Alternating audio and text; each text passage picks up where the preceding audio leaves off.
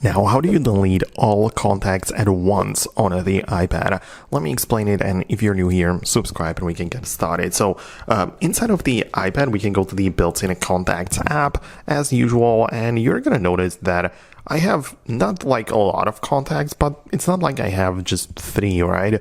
So how do you delete them? Like, of course, you can delete individual contacts, but there seemingly isn't any way to select all of them. But there is, even though it's kind of hidden in the background behind a gesture. So you can see there isn't any button to select, but you can use the 2-finger swipe gesture to select all of the contacts. So you can see I have a couple of them, plenty of duplicates, but I can just grab it like this and essentially keep on selecting all of the contacts, right? I can go like this, but I can also just hold it down at the bottom until it goes through the whole list.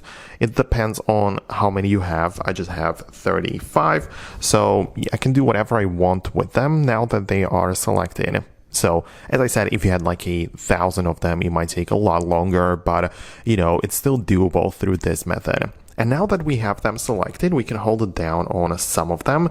They kind of like pile up on top of each other. We have the 35 of them selected, and we can literally delete 35 contacts, which are, in my case, all of them, and they are going to be gone from the device. So that's like the easiest and quickest way to make that work, even though we don't officially have the select all feature.